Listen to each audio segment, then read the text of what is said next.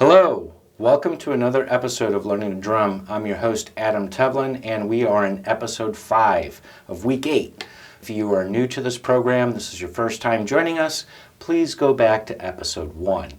That's where you're going to gain a wealth of knowledge, and this is why where we're at today. So I please encourage you, please stay with us. You want to experience what this program's like, I get it, but after this episode, please go back to episode 1. We were talking about last week 8/8/16, which is a precursor to the first rudiment that we're going to learn, which is the single stroke roll. And hopefully by now you can get up to a point to maybe, let's say, 100 beats per minute with 8/8/16. Remember, we were going to use a metronome, and I hope you've purchased a metronome or downloaded a free app onto your device, because there's plenty of free metronome apps out there. They are limited, but if you can't afford a metronome, I know there's one app that was like, under $5, and it can do anything and everything that you need to do. So if you were to use your metronome doing 8/8/16, you would hopefully be by now like maybe up to 100 beats per minute. We were doing 85 beats per minute in the previous episode. So let's go ahead and start at 85. I hope you have your sticks and pad there with you, because you're going to do it with me. What? Yeah, you're going to do it with me. This is a total interactive drum program here. So I got my metronome dialed up to 85, and I'll count you off. Here we go. 1, 2, 1 and 2, and ready, and downstroke. 5, 6, 7, 8, 16. 5, 6, 7, 8, 9, 10. Down. Down. Down.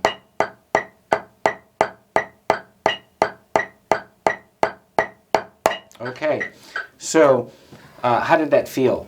Hopefully we're starting to learn how to quote-unquote dribble the basketball. Another thing that maybe people might want to ask is, why are you so strict with your movements? Why do you have to do a downstroke and then start the other hand?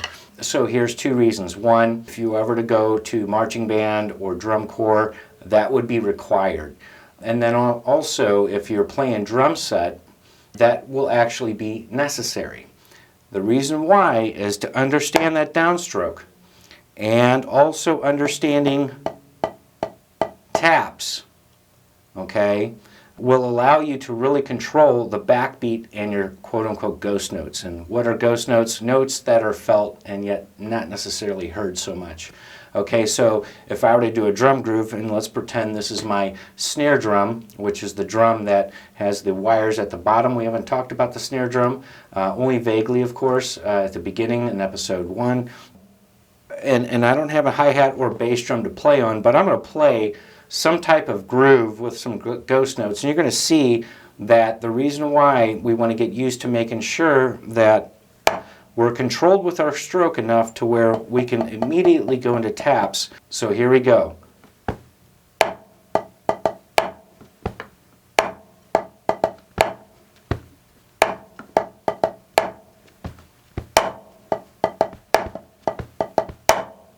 Okay, see what I'm saying? So you want to have that control, and I've had a lot of drum students come up to me that are just primarily drum set players, maybe self-taught, maybe had some lessons, but they always came to me saying, I want better control over my drumming. I want to have better chops, so to say. So anyway, this is why we're saying it like this way, and that's why we're teaching it like this way, is because you want to make sure that you can get used to controlling your sticks. When they stop playing, you can get back into your set position. Remember last week we were talking about that set position being about 1 inch away from the drum. Your sticks are at a 45, and we're doing the American matched grip. Okay? All right, so let's try. Now, if you're at home practicing, right, over the week, this last week, if you're at home practicing, you might want to go to 90, and to save time, we're going to do 95. And so here we go. You ready? Here we go. 1, 2, 1 and 2 and ready and go.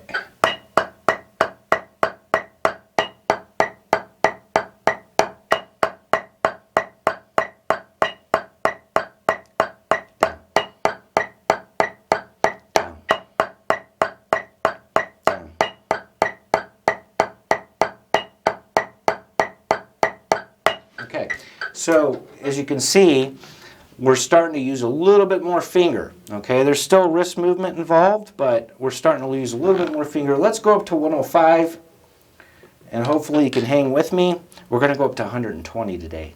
I hope that's okay. All right, here we go. Ready? 1, 2, 1, 2, here we go.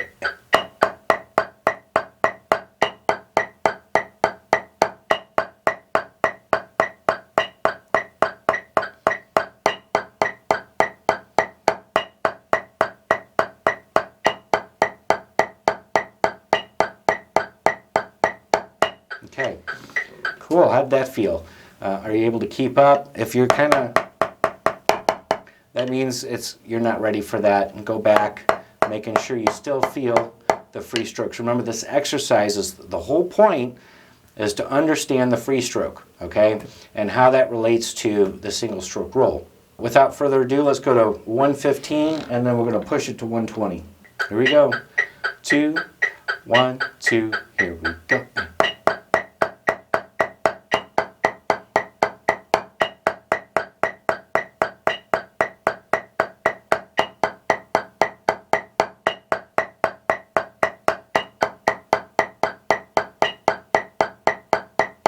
Okay, so are you with me still? All right, so that's a goal maybe to have for next week, is to get up to 120 with your 8 on the hand, or 8, 8, 16.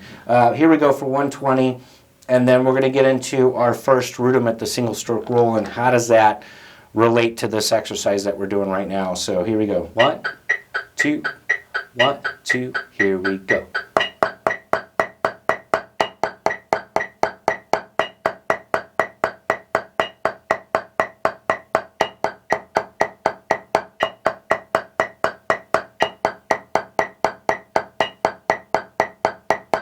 Okay, so there it is at 120. If you can't get there today, that's okay. Just keep trying, you know, just keep trying. Go into 5 beats per minute increments. So it's entirely up to you and at your pace, and also at your desire level. So if you don't really have a desire with this, or it's like, man, this is not fun, you know, I thought I was going to be learning how to do these crazy drum fills and everything like that, you know, we're not there yet. But these things that we're learning right now are going to carry over into your drum set playing, as I was talking about earlier. Drum set players coming to me saying, I want better chops. Okay. Without further ado, well, one thing I wanted to mention actually. Did you notice how I was, before we started playing, I was going, dot, dot, anything like that? Okay, if you picked that up earlier, what I was doing is I was what's called subdividing internally. Okay, in other words, I'm feeling every 8th note that I'm hearing this metronome play.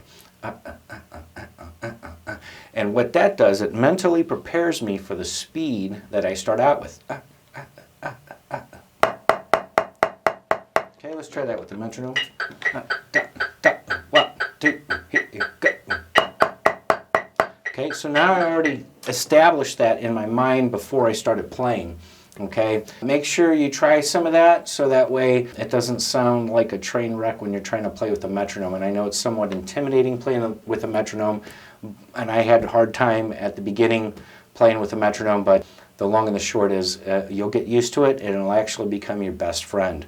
So, like I said, without further ado, let's talk about the very first rudiment we talked about last week, that rudiments are the basic principles of a certain task or subject matter, okay? And this thing is a certain task. Task of what? The task of drumming, okay? And obviously, because of the traditions and, you know, the passed down from one generation to the next into different countries, one country influences another, etc., you know, this is where we're ending up today here in the United States.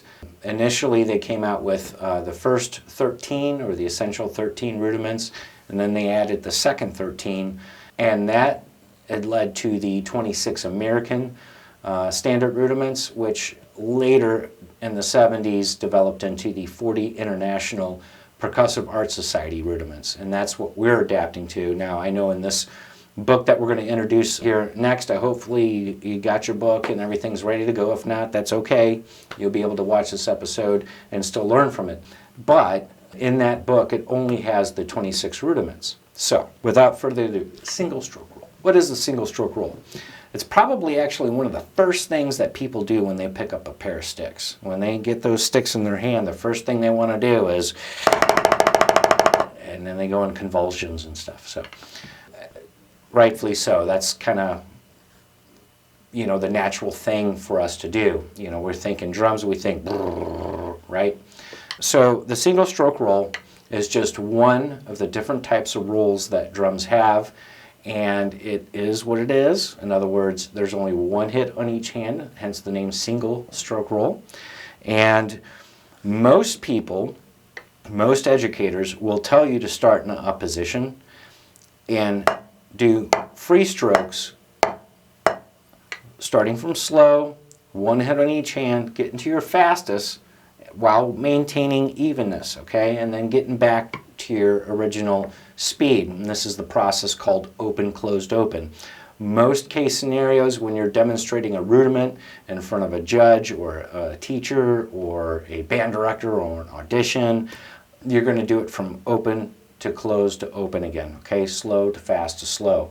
And I know in the olden days, during drum corps, they had rudiment competitions, and the judge would ask any one of the 26 rudiments on paper there for that person to perform. So, and when they did it, their single stroke roll, and of course they were playing traditional, and I know this for a fact. I talked to a well-known old drum bugle corps guy. He's from the 60s, 3 times national champion in rudimental drumming, and so he had to run it like this. And that's what they called running it, running the double stroke roll, running the single stroke roll. So they go,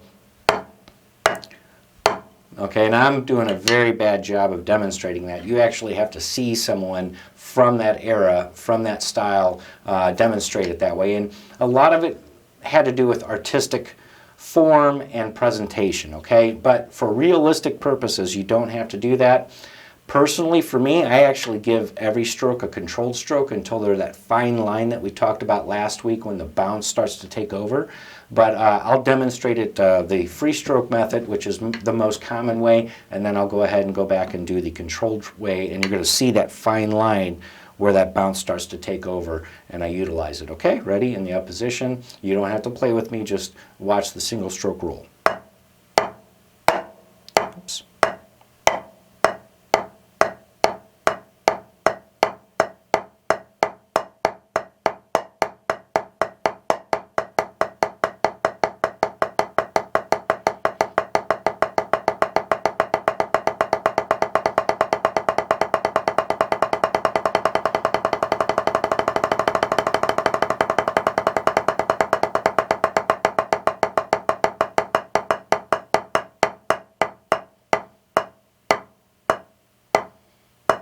Okay, that is normally not the way I do it. If I'm going to run the single stroke roll, I will just do it as controlled strokes until that fine line moment. We're going to see that here in a sec, if I can do it correctly. Okay, and I'm not really banging the drum. I'm just giving controlled strokes. Okay, watch closely. Oh, there we go. There we have 8 on the hand, right? Same type of dribble in the basketball. Okay, I'm just going to slow down right there. Because really it's not about speed right now. It's about really executing the rudiment effectively. And, you know, the one thing that I wanted to let you know, though, is, of course, that fine line between, you know, controlling the stick and letting it go. Now, how does this relate to 8-8-16, the exercise that we were just doing? Okay, so what that does is, if you think about it, if I silence one of the hands in the single stroke roll, we have 8-8-16, yeah? Okay? All right, so that's why this important exercise is crucial to getting your single stroke roll developed. You'll cut a lot of corners. I wouldn't say that. I shouldn't say that. There are no cutting corners, but you will get there a lot quicker if you really focus on the movement, the style that you're trying to present, the control. It doesn't happen overnight, so it'll take some time to get there, okay? Anyway, work on that. The goal for the single stroke roll by next week would be like, let's say 85 beats per minute. So let's talk about the different ways to practice the single stroke roll. Number one is you could practice it with a metronome. And I would start slow, maybe at 60. And make sure that the 16th notes are dialed in. Okay?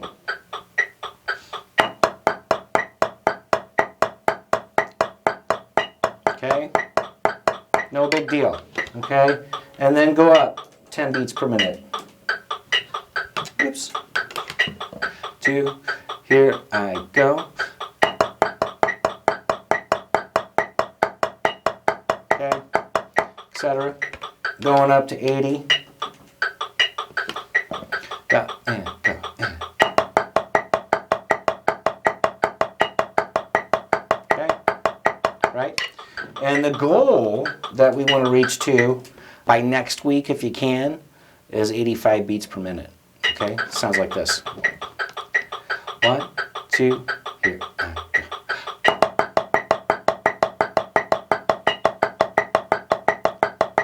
Okay, you're going to find this harder than it really is, okay? Meaning that it's just to be locked in that metronome, feeling those free strokes, it's going to be awkward, okay? So just keep working with it. Remember, free stroke, 8/8-16, there are downstrokes and a silent upstroke, of course, in that exercise, which precursors to next week. We're going to learn a new exercise to control the taps and the downstrokes. Hopefully, folks are getting your heads wrapped around this stuff so far, and we're going to go to our book, Learning to Drum, Book 1. It's a beginning study in rhythm, rudiments, and music terminology. Hopefully you got that book. I need the book in front of me, so I'm going to have a music stand. And do you remember that special clap we did in episode 1? We're going to do that again. Okay, and actually eventually we're going to see what that rhythm looks like on paper. Okay, it's your first rhythmical exercise. Ready? It goes 1 and 2 and 3. Okay, ready? Here we go. 1 and 2, and here we go. And 2. Hey, there it is. Okay, so let's turn to, obviously the first page is a forward and some special thanks, of course. Then we got the table of contents, on page 1. We're going to be turning to page 2 and explaining some things about terminologies that you need to learn before you start reading music, okay? And one of them is time signature.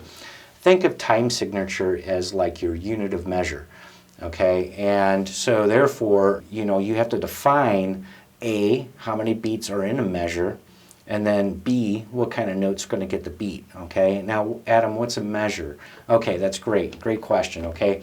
That is our unit of measure, okay? So like it fits in the English measuring system or the metric system, right?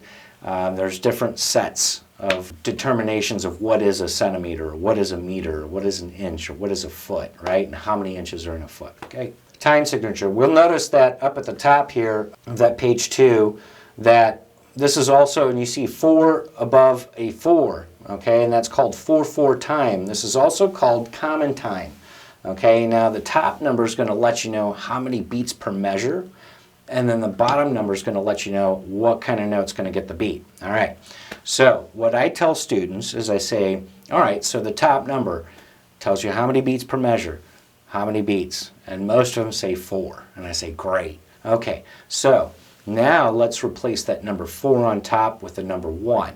And now we have the fraction 1/4, okay? So I tell students, or I ask students, what is another way of saying 1/4 of a dollar? And they say, quarter.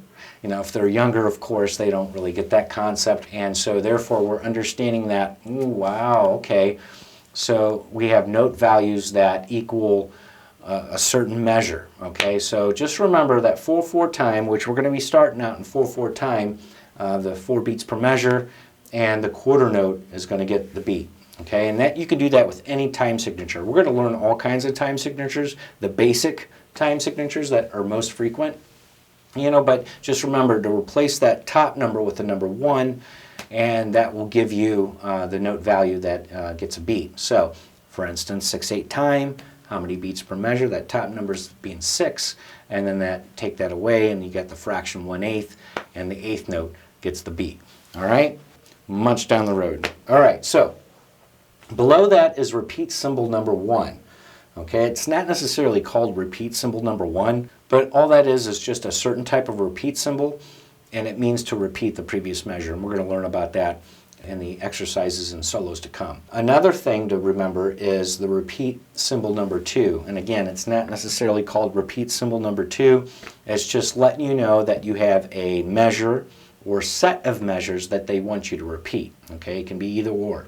Now below that, the neutral clef. Now we're going to be reading only in neutral clef for right now. If you think about it, I'm sure you've seen music. You had the treble clef, and then you of course had the bass clef, which is common for piano music. But in our case scenario, since we just have non-pitched surfaces, okay, we're going to go with the neutral clef. Below that is the double bar line, which there's two different types. One is the thick one that you're seeing there, and the other one is just two parallel lines up and down, and really that's letting you know either the bold one that you're seeing there is the end of a piece of music, or if there's a time signature change or you need to go back to a certain part of the music, they'll indicate that with a two thin parallel lines, which is also called a double bar line.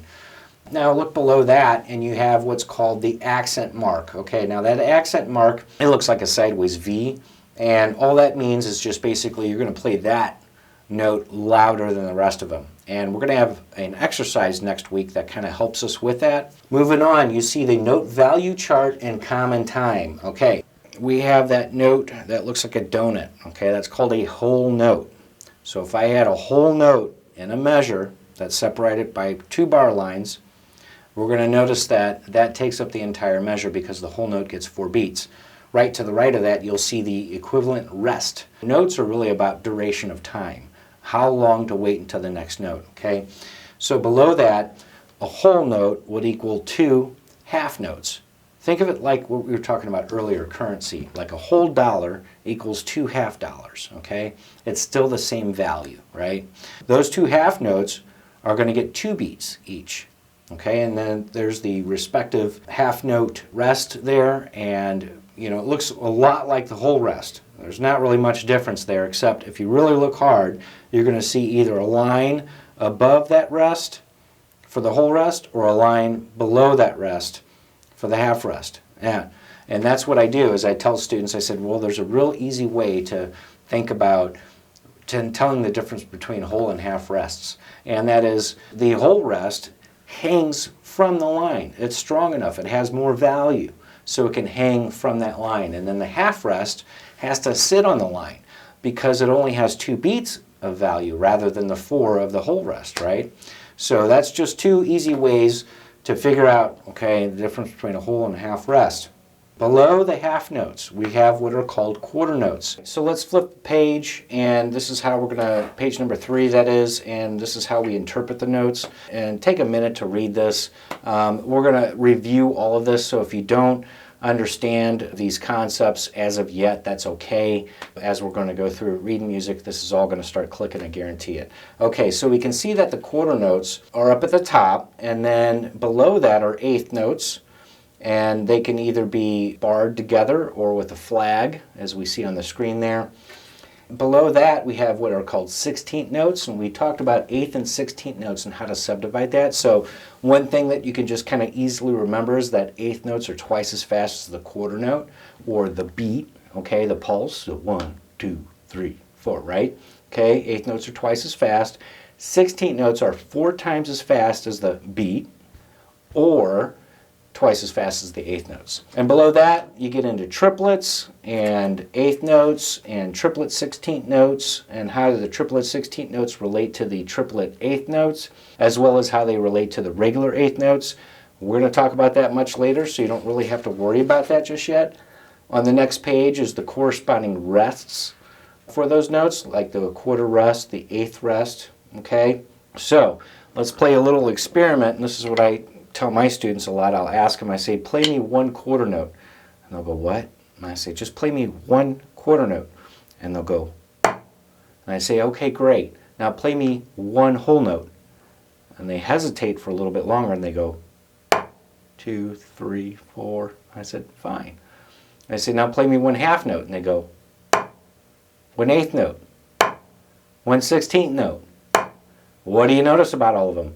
They're all the same, right? So it's about waiting to play the next note over. Same goes for rests, okay? One instructor told me that learning the rests are just as important as the notes themselves. In other words, you're playing the rests on the inside. Anyway, going on beyond that, below is the dot after a note and a slash or a tremolo mark. Those things we're going to encounter later in the episode, so you don't really have to worry about that just yet.